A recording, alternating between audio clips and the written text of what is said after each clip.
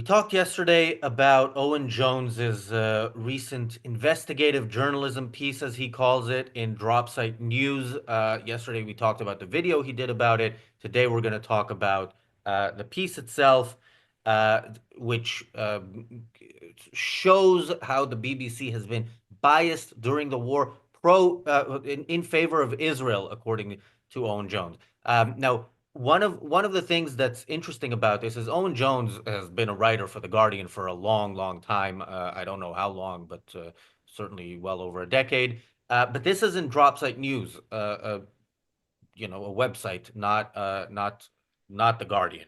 Uh, and I don't know if this was offered to The Guardian, what exactly was the process behind the scenes, but it could be that this was even for The Guardian a bit too far out there. Now, I want to give a little bit of context on what Dropsite News is, and I think the best way to give that context is for me to read a little bit from a different article on there. Now, I have to say, I didn't spend hours going through Dropsite News to find the thing that's going to show what kind of a website it is. I scrolled to the bottom of the Owen Jones article, and this was one of the three that was recommended. It's by Jeremy Scahill. It's titled On the Record with Hamas. It's from July.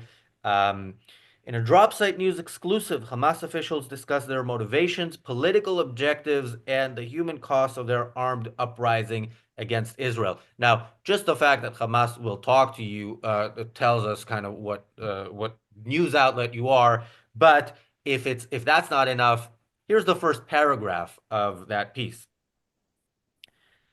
The past 9 months of Israel's genocidal war in Gaza have spurred an unprecedented global awakening to the plight of the Palestinian people.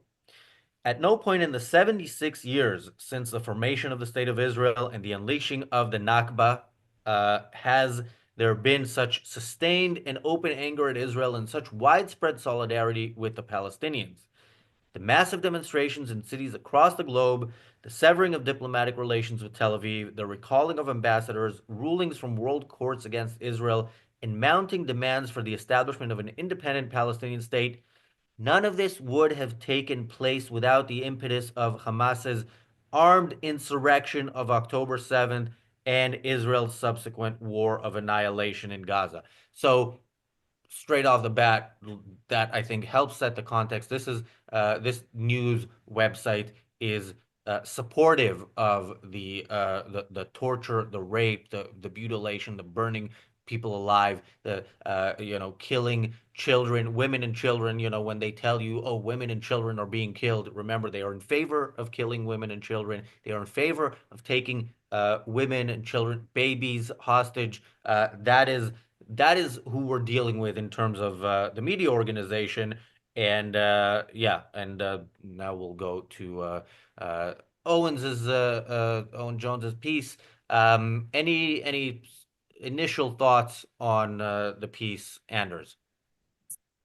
Well, first, I want to compliment you on your uncanny ability to pick a cheerful topic on this eve of goodwill towards men. You know, but it does have its comical dimension, I would say. When you're quoting this from Dropsite and even reading this article by Owen Jones, there were places where I thought, wow, is this from The Onion or the Babylon Bee? I mean, it's obviously a sad statement of what's going on. Owen Jones, I mean, he's openly admitting he's a socialist. So we know where he's coming from. So in that sense, I guess it's partly honest. But the totally one-sided reporting, and I mean, as we know, and I'm not following the BBC closely, but it's hard to really compliment BBC for its pro-Israel coverage during this entire conflict. And here he's coming out and digging up all of this. And I must say that I feel sorry for the leadership of the BBC who have to deal with all these journalists. And I can't for my life understand how they can continue working there. And I guess we'll get to this Middle East editor, Rafi Berg, eventually here. But you know, his job, I wouldn't want it in a million years. So Yeah, Rafi Berg is the main villain of this story, and uh, you know, there is something about his name that these people tend to see as villainous. But yeah, he is the Middle East editor of the BBC News website, so not exactly the person who sets policy, unless you listen to Owen Jones and the 100 BBC employees who wrote a letter complaining about him. But anyway, we'll get to some of that, Marco. Yeah, I mean, reading the piece by Owen Jones, it kind of fills you with tenderness for him. I mean, the guy doesn't have a clue of what he's doing. He's presenting a piece of gossip as he were like an important discovery, a piece of research that actually is worth at least the paper is written on. It's not. It's not written on paper because it's online, and it's not even worth that. It's just a pathetic attempt to put together a few paragraphs of gossip and make it look like research. Of course, we discussed, I think, 3 or 4 months ago, the Asserson report, which pointed out using AI the miss. The lacking of following its own guidance by the BBC. The BBC has been found over breaking its own guidelines of impartiality in over 1,500 instances. And this was a proper report done with a certain methodology, which was explained at the beginning of the report, and it shows the data and tells you where it came from, blah, blah, blah. Here, it's only hearsay. We have these phantomatic former employees from the BBC. Some are still employed, some are former employees. So we don't know how many are still employed, how many are former employees. Why are the former employees? Have they got a gripe against the BBC, or they're being kicked out because they are so incredibly anti-Semitic that not even the BBC can afford to employ them? And again, let's remember who works for the BBC. It's a bunch of lefties. You could probably guess 98% of them are lefty. A good chunk of them are Corbyn lefty, so on the left side of the socialists, and they all share something which, as Anders pointed out, Owen Jones is quite proud of. Is a socialist. As such, he's got to be an anti-Semite. They made their life work to be anti-Semitic, and the other couple percent are either people who don't understand much or are totally on their own planets. So yeah, the whole article is based on hearsay, gossip, and nothing that you can actually. I was hoping to find something you could actually attack and say this piece doesn't make sense, but all of it is just puff. So yeah, but as you said, we're gonna go through it and take apart a bit of thing that kind of makes sense, because there's very little of it. Right. Well, as for tenderness towards Owen Jones, I'm kind of ashamed to be in the same room as that remark, quite frankly. But we'll get to him shortly. I think I just want to add to what Razi was saying at the beginning of the show about Dropsite News, because I looked into them as well. And on the article you referred to there, where they interview leading members of Hamas, etc., for their take on October the 7th and basically why they had to do it, was done by one of the two people who set up Dropsite News. So that's, and I think that was their first opening article, to be honest, for the site, which only started in July. So it is, and they describe themselves as progressive, left wing. It's the old truth to power and all that stuff. But basically, it means digging up dirt wherever they can, and of course, that's anti-Semitic wherever it can be, in many cases as well. So there's that on the one side. As for this Owen Jones article, well, this is proof that volume doesn't equate to a thorough investigative analysis. A quantity of words doesn't equal truth or insight. In fact, it's the complete opposite in this case. You're actually drowned in unnecessary verbiage about irrelevant facts that are chucked at you en masse. And of course, they're not all necessarily facts when you look into them for a start, but it's all insinuation.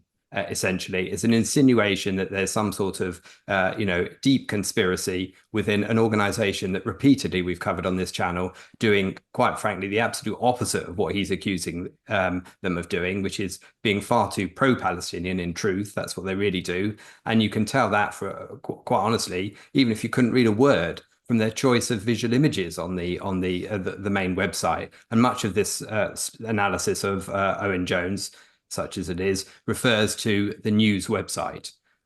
So it refers to rather than the broadcast channels. So those first images that you see on the news, which nearly always are showing Palestinian women and children standing in rubble with there are no men ever in Gaza, it would seem, and of course the headlines that go with it. But all of that highly selective, highly carefully chosen, everything is carefully chosen about it, is the absolute opposite of what he's saying. They're always trying to do human interest stories from a Palestinian perspective, whilst negating all the necessary facts to be able to analyze that story and to remove simply every reference to terrorists in the vicinity, or terrorists using civilians as shields, or being intertwined, those civilians being properly intertwined with the terrorists as they're performing terrorist acts or fighting the IDF, and then receiving the just desserts as a result of that. So it's all in there. We'll get to it all. Yeah, and the length of the article was something that Owen mentioned in the video he did about it. It's mentioned at the beginning of the article. Look, this article is so long, it might take you several sittings. I mean, it's they warn you in advance, which is also why we're not going to go through the whole article. Otherwise, we'll be here until Santa finishes his rounds tomorrow morning. But we will highlight some of the very special things that are in there. So one of them is, well, I'll just read this. In November, the journalists' outrage at the corporation's overall coverage spilled out into the open after more than 100 BBC employees signed a letter accusing the organization, along with other broadcasters, failing to adhere to its own editorial standards. The BBC lacked, quote, consistently fair and accurate evidence-based journalism in its coverage of Gaza across its platforms, they wrote. The employees also requested that the BBC make a series of specific changes in this. These are the changes from that letter.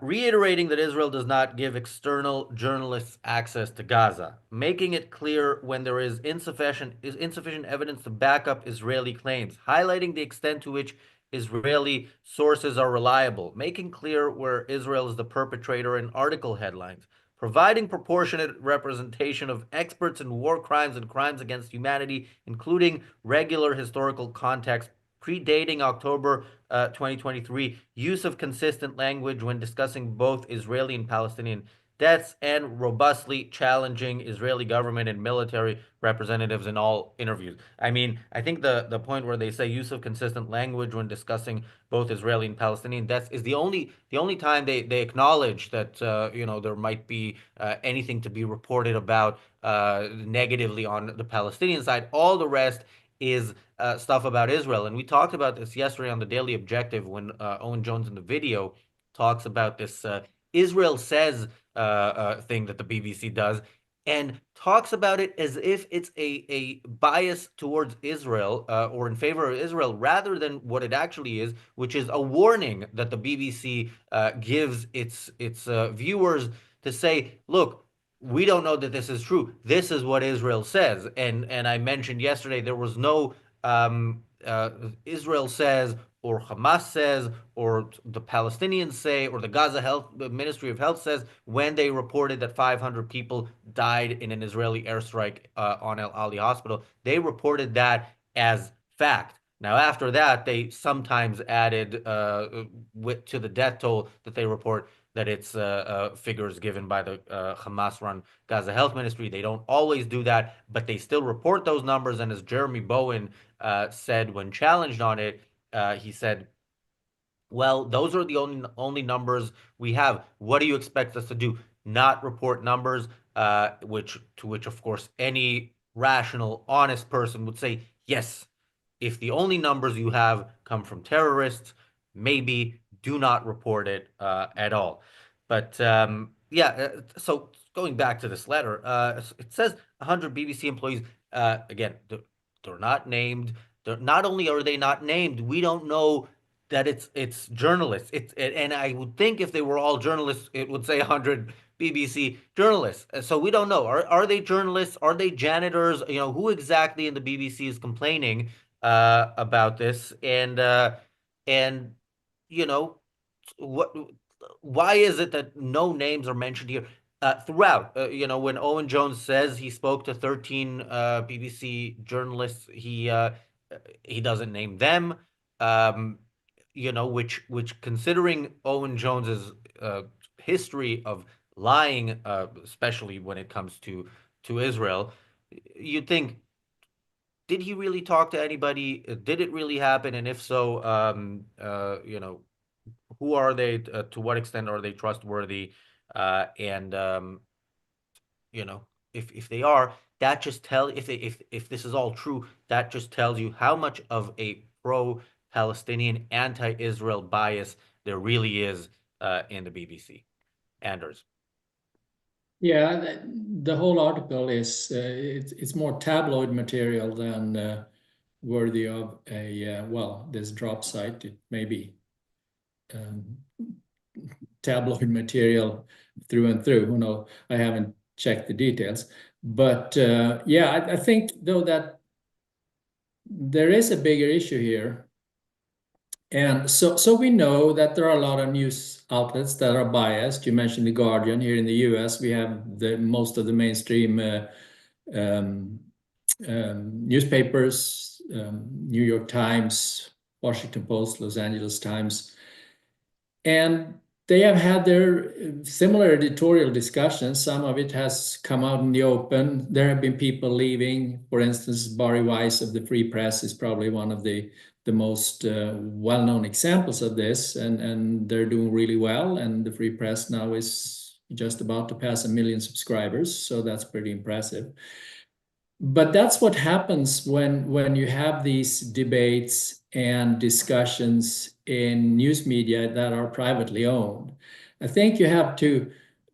My main concern here is that BBC, along with the NPR and and public radio here and public TV in the US, they're government-funded organizations, you know. So whether you think Owen Jones is correct or not, and the people he is siding with here, or if it's the editorial board at the BBC that has a more balanced view, as balanced as they come. But my concern here is that this is journalism that is taxpayer funded to a large extent. And the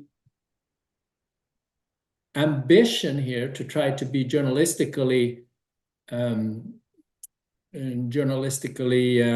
objective, you know, which I think in a way is somewhat of a platonic ideal. I mean, journalists should obviously, it's good work ethic to try to represent different sides on whatever topics they're writing about, but eventually your own views and to some extent biases are probably going to some extent impact it, either by what you write about or what you don't write about.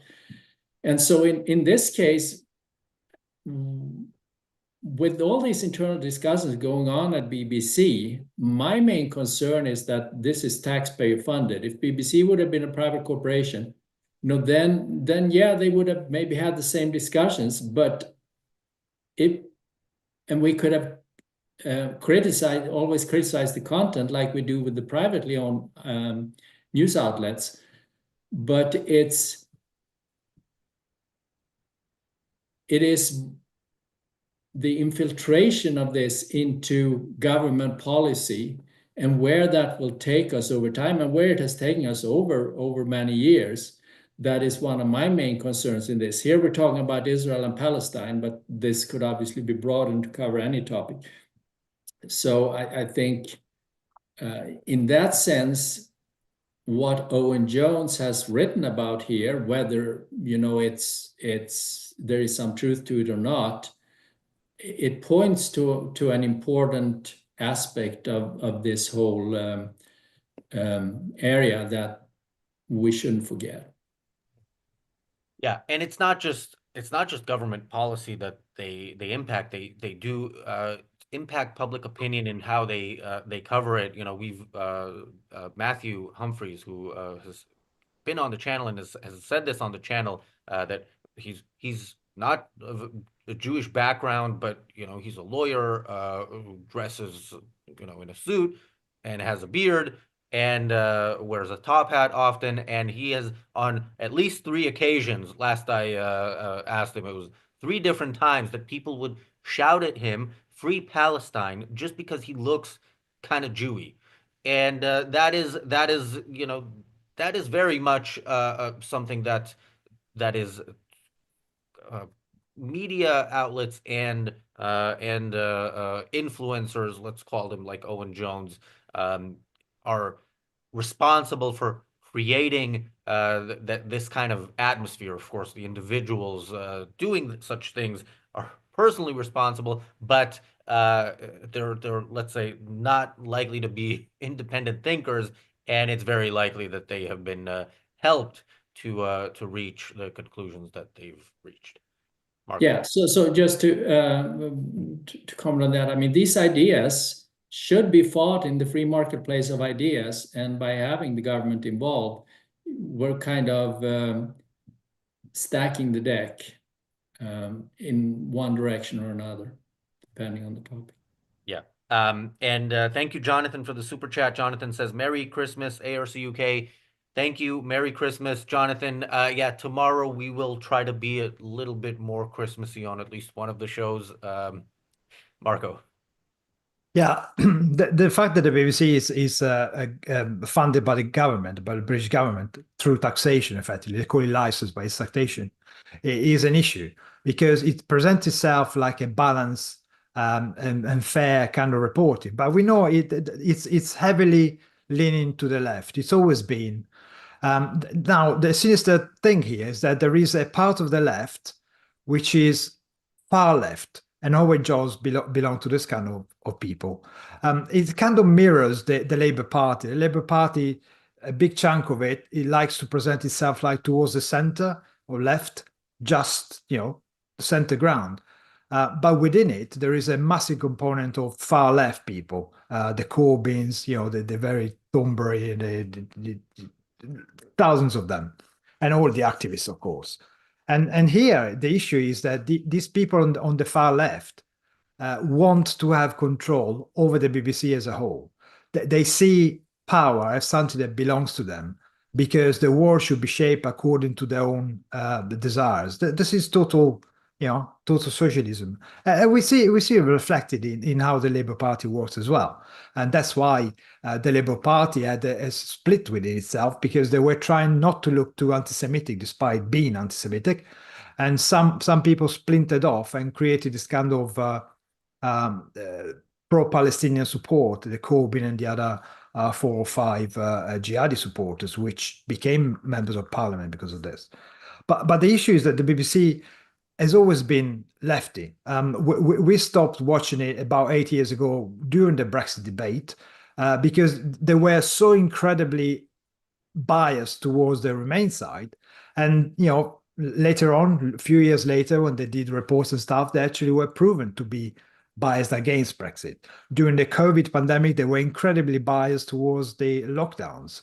And on the Gaza war, they've been incredibly biased towards the Palestinian side, towards the Hamas side. And why do we say that? Well, as I said, there was a report, a proper report done analyzing how the facts are used. But also, I've seen it, I've experienced myself, so I know exactly what they're doing. And I also would like to point something out. Today, in Amsterdam, in Holland, they actually sentenced 5 people that were responsible for the pogrom last month, the one which Razi slept through. 5 people were actually charged with offenses linked to violence against Jews. And the BBC listed them, but the name of one person is omitted or at least changed because his actual name is Mohammed. There are 4, I can tell you actually the actual names. The people who were indicted or actually condemned for it is some Sefa O, Mohammed A, Mohammed B, and Rakid O, and a Lucas D. So one of the 2 Mohammed, I think it's Mohammed A, is presented by the BBC with a different name. Because this Mohammed A, first of all, Mohammed sounds fairly jihad, doesn't it? This guy is actually a Palestinian asylum seeker who's in Amsterdam. And the BBC doesn't want to show that. So their report is always incredibly biased in favor of Hamas, in favor of the Palestinian. We've seen this a number of times. They do it by presenting pictures. Every time you talk about Palestinians, you see a fat woman sitting on rubble or children playing in the rubble. Every time you talk about Israel, it's either a weapon or a military guy or a tank. And the way they present the facts, again, Israel says Hamas is never mentioned because they take as Razi pointed out, they take what Hamas says as gold. So all this kind of stuff, it doesn't stack up. And the way Owen Jones does it, in this kind of very sad way of writing what he probably thinks is an academic piece of work, it's just pathetic. There is nothing there that proves anything apart from the fact that I want the BBC to be more anti-Semitic because I'm so very anti-Semitic that I can't stand this kind of dilly-dallying and not bashing Israel openly. That's all it is. I mean, this article is about 37 pages long, and we've read it all. So Merry Christmas to us. And it is full of the kind of things where lots of assertions without specificity, despite the amount of words it includes. For example, I mean, you talked about the fact that these journalists that he supposedly interviewed, which no doubt he probably worked with, because The Guardian often, shares staff with the BBC. So they're probably just mates from down the pub. That's probably really what we're talking about, a bit of gossip from down the pub about who was at various meetings. So I would question the extent to which it's investigative in the first place. But it's not just those people who are anonymized in the course of this report. It's anybody that he refers to for whom he doesn't want to specify who they are. So when he says, for example, that the BBC is more credulous of the Israeli line than some conservative MPs and Israeli media, he doesn't name which conservative MPs. He doesn't name which Israeli media. And those 2 things make the statement utterly meaningless, because you've just done a show on the Daily Objective about Israeli media. Now, and if you picked Haaretz, I hope I said that right, and not in the Candice way, then or some of the TV channels which you refer to frequently on these shows, that they are certainly not a pro-Israeli line when it comes to how they report a lot of what the coverage of this war, for example. And as for conservative MPs, well, that doesn't mean they're right wing, to say the least. I mean, we wouldn't be in the trouble we're in if that were true for a start. But of course, he doesn't name them anyway, so we can't say who they are. We can't even confirm their existence, quite frankly, with that kind of assertion. And then, of course, he refers to things like the unbalanced conflict. And of course, that's one of the classic ways which both the BBC and Owen Jones, frankly, together look at this thing. They look at powerful Israeli military and poor Palestinians with their homemade rockets. That's how they see it anyway. They're not equal in terms of the weaponry or the skill or the ability they've got to fight. Yeah, I picked up on this unbalanced conflict as well, because one side, the Palestinians actually went into Israel, butchered over 1,000 people, and took some 250 hostages, which, by the way, are still held by them. in Gaza by the innocent Palestinians. So that's pretty unbalanced, isn't it? One side is the bastard savage attacker, the other one is the guy that defends himself. So yeah, it's unbalanced, and so should be, because Israel should bash the Gazans once and for all. And when it comes to the consistent language argument, later in the article, when he's talking about language, he talks about the word massacre and seems to object to the fact that the word massacre was used to cover what happened on the Supernova Music Festival, and the coverage that the BBC gave to that in the initial period after it occurred on October 7th. And that seems to him to be unnecessary compared with how it's used when it comes to Palestinians. Never mind the fact all of the context necessary to understand that the deaths of Palestinians are because of the human shields, how Hamas use them, how integrated they are with Hamas, and that civilian and military doesn't really apply when people refuse to wear uniforms, when they fire from schools, when they fire from hospitals, and all of those kind of things we've covered repeatedly, but of course are always wiped out when it's covered in this kind of report. This is ultimately gaslight journalism that he's writing here. Everything is flipped the other way around to what it should be, and you're made to think that like the hospital incident, that people don't correct on the left or on the pro-Hamas side. He talks about other things which he claims people don't correct, and yet lots of the stuff he refers to is repeatedly been disproven or been had the context stripped away from it to make it redundant and irrelevant and misleading. Yeah, I was gonna get to that later, but since you mentioned it, let me read this. So he talks about a guy, a Beirut-based BBC Arabic correspondent, sent an email to Tim Davie, BBC's Director General, laying out the concerns he and his fellow journalists had shared about the organization's lack of impartiality in its Gaza coverage. While stories prominently used words like massacre, slaughter, and atrocities to refer to Hamas, they hardly, if at all, used them, quote, in reference to actions by Israel, he wrote. Ruhaim, this BBC Arabic correspondent, singled out the use of the word massacre in particular, which the BBC had not used to describe mass slaughters perpetrated by Israeli forces. By contrast, on October 10th, 2023, the organization published a story with the headline, Supernova Festival, How Massacre Unfolded, from verified video and social media. I think there's a bunch of things you can take in this piece and talk just about each of them and say this tells you all you need to know about Owen Jones.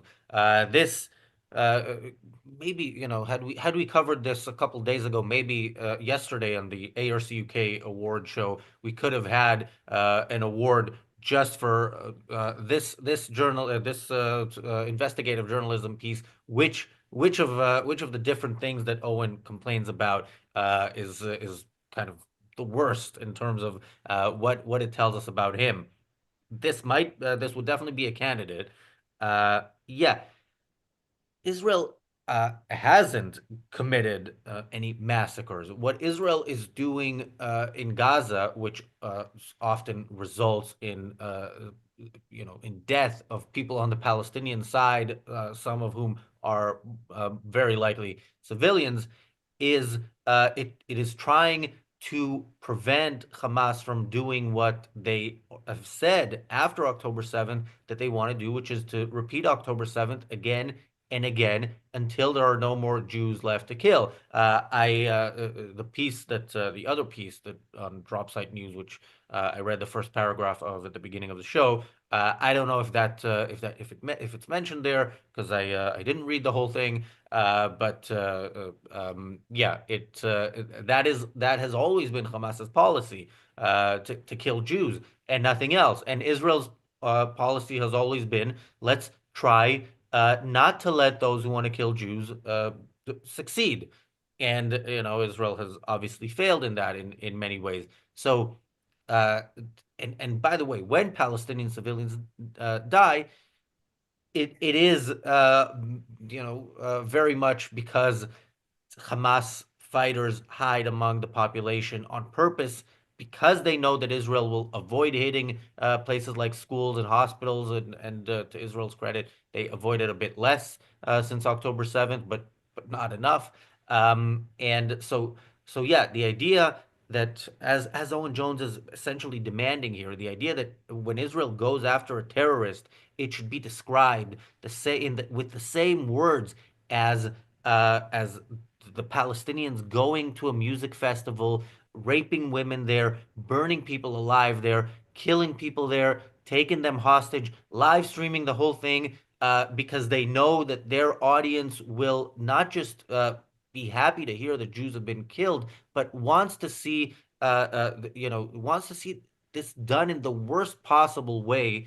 That is because that is what the Palestinian people are. That is what they want. This is what their whole reason for existence is. This is why the Palestinian movement or nation or whatever you want to call it was invented.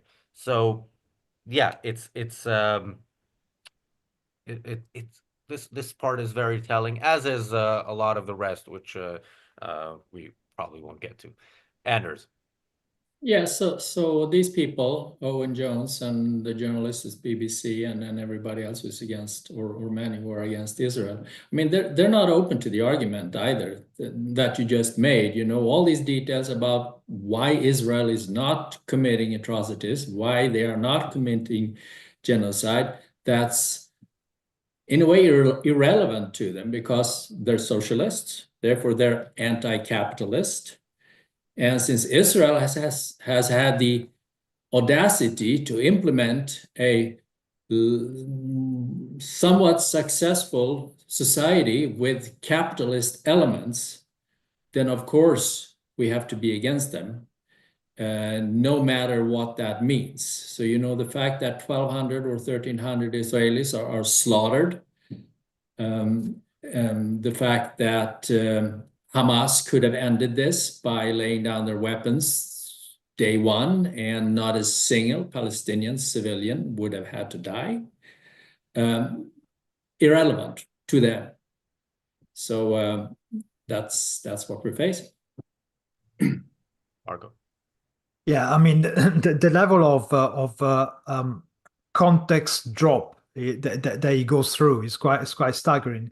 The fact that he uses as sources, the 13 former and current employees, the 100 people who wrote to the BBC, which, by the way, it's anonymous. Nobody knows who these people are. As you made the point, they're staff members, so it could even be the caretaker or whatever. And the fact that he relies on the Center for Media Monitoring, which is an institution that is designed to make Muslim news look positive, because it's funded and created by the Muslim Council of Britain. So, what a reliable and biased source to put in a report. And then, of course, he mentioned Amnesty, and he goes through the kind of context drop, mentioning news that ignore the fact, for example, that the BBC always equates Palestinians and Israelis. Israelis are bad, but the Palestinians are victims. Israel might have been attacked, but the Palestinians are attacked as well, poor things. And then he totally ignored the fact that when last June 4 hostages were incredibly heroically freed by the IDF, who was holding them? Oh, the innocent Palestinians, civilians. One was a doctor, the other one a journalist, of all places. A journalist who was writing in a kind of web-based pro-Hamas propaganda, paid by well, not paid by, but supported by taxpayer money, because it's got a charity status. And this guy who was holding 2 of the hostages was writing for this kind of thing, and it's the same kind of outfit as the what's this called, the Dropsite, this same kind of stuff. Those kind of made up website news agency that are just supposed there to propagandize the Palestinian stuff. And what I would like to do, if you really want to be an investigative journalist, go after the money. Where does the funding come from?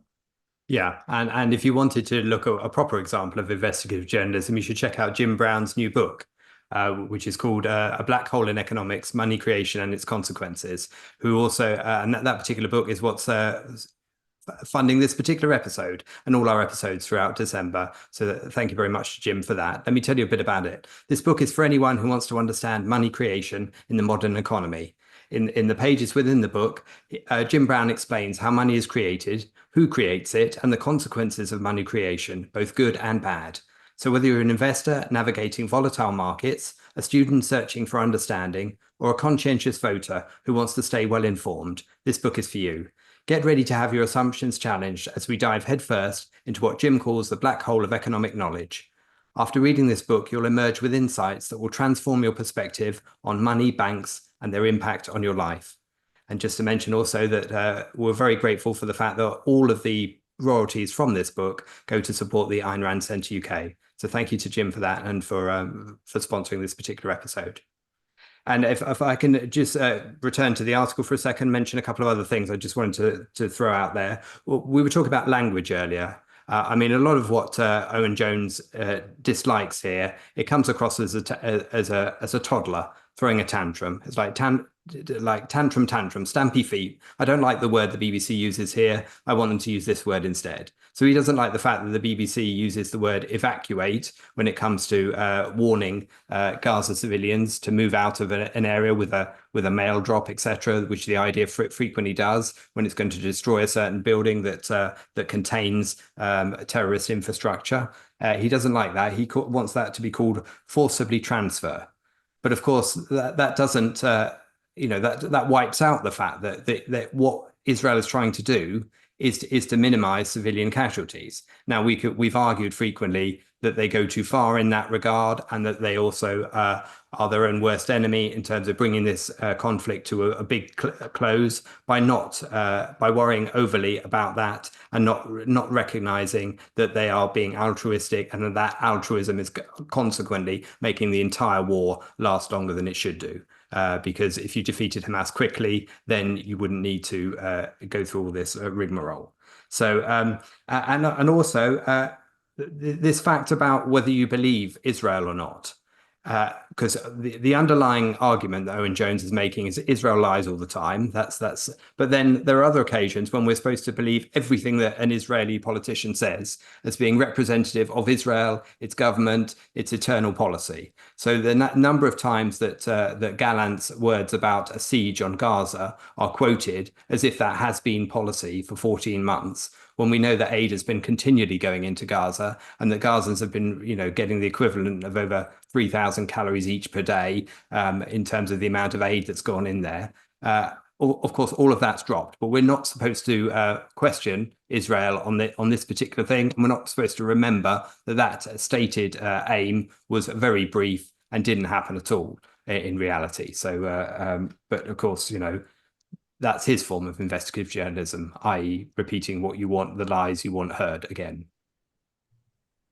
Yeah, of course. If had that policy actually been followed for more than a couple of days, this war would have been over within weeks, because as we've said, so-called humanitarian aid at a time of war is military aid. If they have the weapons and they don't have the just the physical strength to pick up those weapons, they can't fight. So yeah.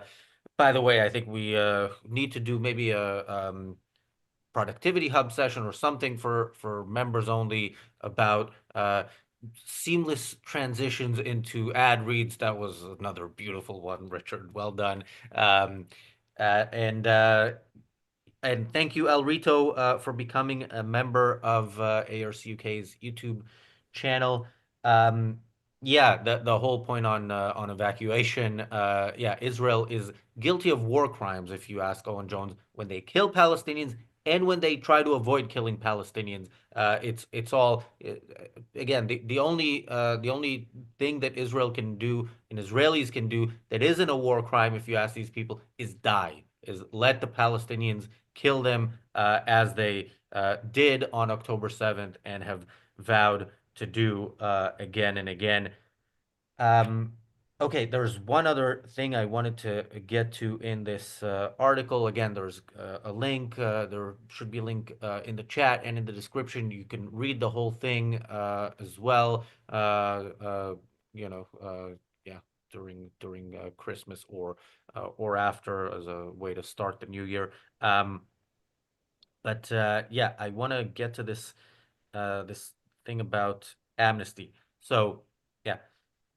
The internal critique peaked again in December after journalists say the BBC failed to highlight Amnesty International's report concluding that Israel is committing genocide against the Palestinian people in Gaza. Senior correspondents expressed their dismay at the angle chosen for the limited broadcast coverage. In a WhatsApp group of senior Middle East correspondents, editors, and producers, referred to as the Big Dogs by BBC management, one posted the Chiron during coverage on the BBC News channel. Israel rejects fabricated claims of genocide, fabricated in quotation marks. Another commented, FFS, it's an open goal for those who say we're afraid of upsetting the Israelis and keep on couching our stories in an Israel says narrative. As one BBC journalist puts it to me, quote, these are established senior correspondents, and it's even bothering them. So again, of course, this quote, we don't know who it's from. It could have been written by Owen Jones himself. It could be an actual person at the BBC. As arguments go, it's pure appeal to authority. And of course, we know who the senior correspondents on the BBC are. And if you don't know, go back and watch the shows we did about Jeremy Bowen, the most senior when it comes to BBC's coverage of the of Israel and his views on that. Interestingly, it's somewhat interesting that later on in the complaints about the amnesty thing, it says. And a week after it was, I'm reading mid paragraph because this is the part that I found interesting. A week after it was reported, the story about the world's most famous human rights organization concluding that Israel committed genocide did not appear in the Israel-Gaza War Index tab, which remains fixed at the top of the BBC News front page. The BBC told Dropsite News that this was a mistake. The Amnesty story was added to the index several days after the report was released, meaning traffic to the story was suppressed. I mean, this is two bits of information that was it a few days? Was it a week? It's not really clear. I absolutely am sure that this was a mistake. Why would they report it and keep it off the tab where it's meant to be? But the whole story with the Amnesty report isn't that it wasn't reported. It was that to Owen Jones and to the journalists, real or fictitious, that he's quoting here, this should have been highlighted more. And we've talked about Owen Jones is a master of doing this whole anti-Semitic feedback loop of experts and so-called experts. And whenever any organization or any supposed expert says something like this, Owen Jones will, of course, do a video on it and tell us, look, even the experts, it's not me, it's this UN expert, Francesca Albanese. I mean, if the UN says so, it's obviously true. He's upset that the BBC. It's not that they don't do this; they just don't do it enough for his taste. Anders. Yeah, it's interesting with this Amnesty International. So, I mean, Amnesty International, in my mind, has been since quite a while been discredited. So here they come out and say that now it's genocide.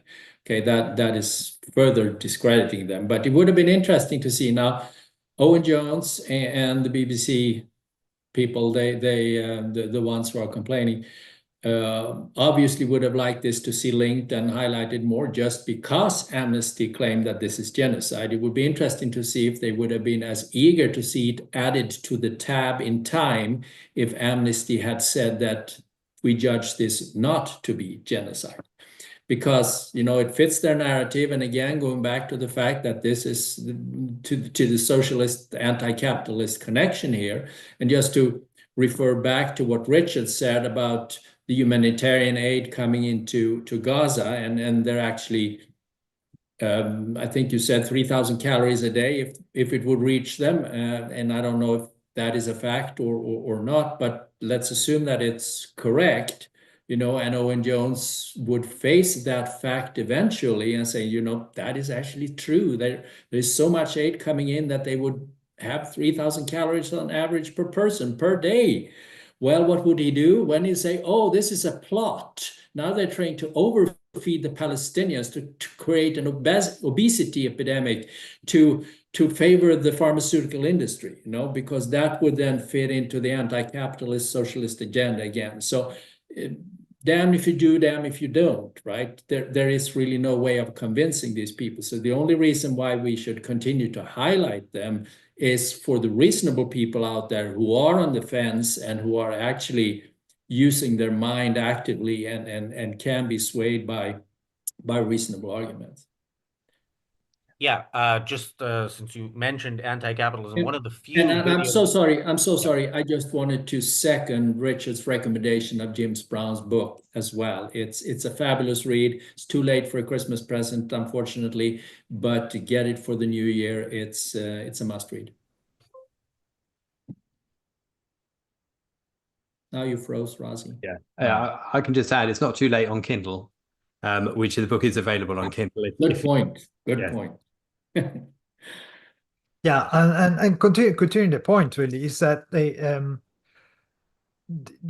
problem that there is a propaganda war out there in support of Hamas. We've seen it, you know, spread out in the media across different countries. We've seen in the campuses, university campuses. We've seen it all over the place. And this Amnesty report, because Amnesty International has got quite a big brand recognition, if you like, would have been a spearhead of the propaganda machine, anti-Israel propaganda machine. So, of course, Owen Jones is annoyed that the kind of push, the kind of spotlighting that the BBC could have done didn't occur. Now, this could be just incompetence, or it could also be the fact that the BBC, somebody at the BBC realized that this report was just a piece of trash. We talked about it, and we showed how this report is just a piece of opinion, really. And then perhaps somebody at the BBC wanted to look a bit more professional and unbiased and wait for the ICJ to actually pronounce itself, not just go for the desires of a bunch of anti-Semitic twerps at Amnesty International in order to spread the word. But it's quite funny that effectively Owen Jones is annoyed with the BBC for being incompetent, when he himself is producing a piece of rubbish that puts out and make it look like a report on what he thinks the BBC is not doing right. It's quite pathetic. And the way he uses even mistake that IDF has made, like the first bombing of the World Central Kitchen, that was a mistake. Happens. It's a war scenario. It's a war scene. So yeah, somebody sometimes gets hit. We've seen it happening with the USS Liberty. We've seen it with a plane the other day over the Red Sea. But you know, the second one wasn't, because the IDF was actually targeting terrorists that were hiding under those banners. So, but yeah, it's a total content drop. The stuff that doesn't fit his narrative, he's not talking about it. But everything that might look like he's making his point, he's quite happy to include it, even if it's been either proven wrong or it doesn't make any sense at all. Razi, did you want to chip in there? You've rejoined us in portrait form. I will just say that the World Central Kitchen, Israel apologized for hitting that convoy, but shouldn't have, because you know, what they saw and showed us later with the footage was that the convoy stopped and you know, was hanging out with some armed people, and we know who armed people in Gaza are. I think better safe than sorry should be an Israeli policy, should have been Israel's policy a long time ago, but certainly after October 7th, this this should have this should have been this was the right thing to do. That's my opinion. It's not the opinion of the Israeli government. Anyway. And as part of this article, Owen Jones is keen to point out that many of the complaints within the BBC extend beyond just Muslim staff.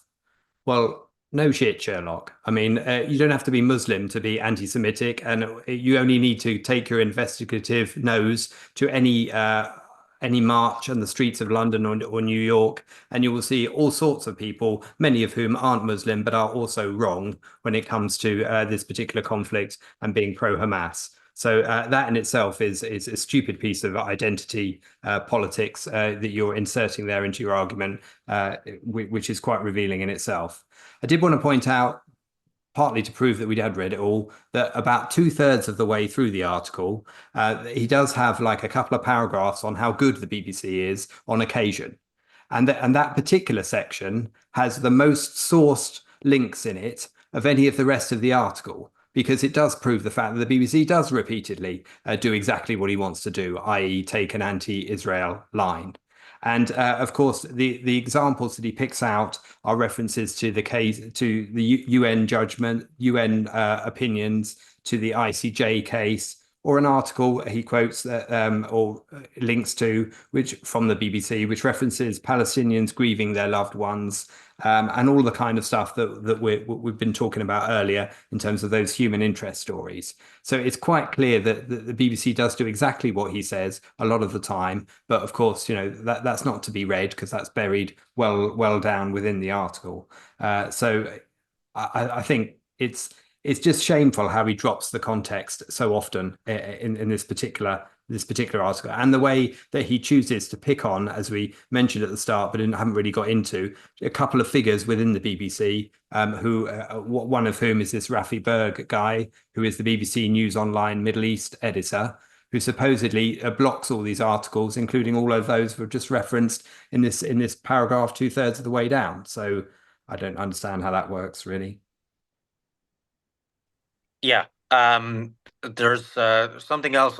I'm as you can see from my phone and not my laptop, so I'm gonna try to find this. But there's something I found interesting was at some point in the article says in November, around the same time as the meeting with Turnus, this is the CEO of BBC News. 8 BBC journalists sent a 2,300-word letter to Al Jazeera outlining how their employer had failed to accurately depict the Israel-Palestine story, quote, through omission and lack of critical engagement with Israel's claims, and a, quote, double standard in how civilians are seen.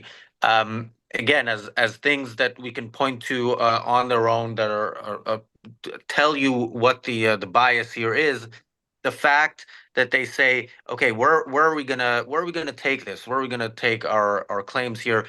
Let's go to the Qatari dictatorship's propaganda channel. That, by the way, I didn't see Owen Jones report this, but it was banned by the Palestinian Authority a couple of days ago from the West Bank because, and remember, the Palestinian Authority is as anti-Israel as Hamas, but they think that these people are a bit too Hamas, even too pro Hamas, even for them, and they banned them. So yeah, if your go-to is you think the BBC is too pro-Israel and you want to go to the place where there are no filters when it comes to advocating for the side that wants to exterminate the Jews, yeah, there's that. Again, as other things, tells you all you need to know about this. But if it doesn't, the link, as I mentioned, to the full investigative journalism piece by Owen Jones is in the chat and in the description. I do think it's good to read something like this just to see what kind of people are prominent in the anti-Israel movement. Anders, parting thoughts, and where can people find you? Yeah, I think despite the massive anti-Israel sentiments that we see around the globe, if we look at where we are now compared to where we were a year ago, I mean, there has been massive progress. We would have liked Israel to be even more aggressive. We would have liked the US to support Israel much more. We would have liked the Iran nuclear capacity to have been taken out by this time. But all things considered, given the messy politics that our world is in, we're right now it seems like we might be slowly moving in a better direction. And if you're looking for that final Christmas present, as Richard so correctly pointed out, Kindle is still available for tomorrow morning. This is Think Right or Wrong, Not Left or Right, available on an Amazon outlet near you. Merry Christmas. Merry Christmas, Marco, Richard. Where parting thoughts, and where can people find more from you?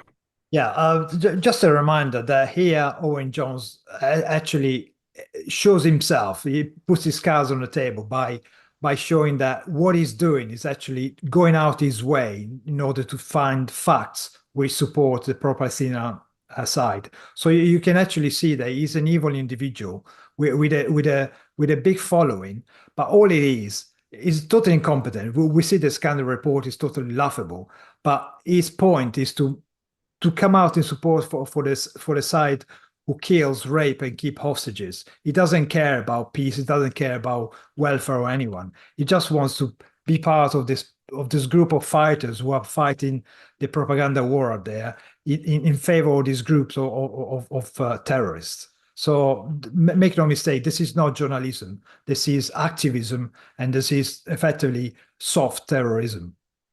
He argues that these people are resistance fighters on the one hand, and yet have no agency or volition on the other hand, depending on what particular situation he's talking about. And those two things are palpably untrue. I think one of his complaints, just as a final summary, is the fact that the BBC doesn't mention explicitly in enough times in their headlines who's responsible for Palestinian deaths, and that is true. But it's not the Israelis that he's hoping are cited for these deaths. It is Hamas. It is the Islamist ideology, which those civilians also hold and support, as well as supporting the retention of the hostages even up to this day. So all of that is the true reason that this conflict has lasted as long as it has. And of course, that's always going to be missing from BBC articles, as well as most analysis you hear from anywhere except this channels like this one, for example. But one channel you will find that on will be the other sister channel to this, the Briefly Objective, where we've got short edited form taken from this channel with added visuals to really make the point clear, added relevant visuals. And of course, that's the links in the description below if you want to check out those, add them to your social media feed, like and subscribe as you should to this channel, of course. And check out the ARCUK Substack as well. And yeah, I guess there is a positive here in that hopefully the anti-Israel side will focus more on this type of infighting, and yeah, we maybe there will be some positive results from that, but yeah, again, as I said, we will try to not have as negative topics tomorrow, although I think this was important to cover and important to cover now. So thanks, guys, for joining me on Christmas Eve, even for such a topic. And thanks, everyone, for watching. I'm Razi Ginsburg on X. The Ayn Rand Centre UK is also on X at Ayn Rand Centre with the British spelling. And the reality show is on X, not live, but we upload all the episodes of the reality show there. You can share it there. I think in terms of it reaching a wider audience, sharing it on X is probably even more important than sharing it on YouTube. With YouTube, I think the algorithm responds more to things like comments and likes. But yeah, so do consider following us on X, sharing this show, and we'll see you tomorrow. Merry Christmas.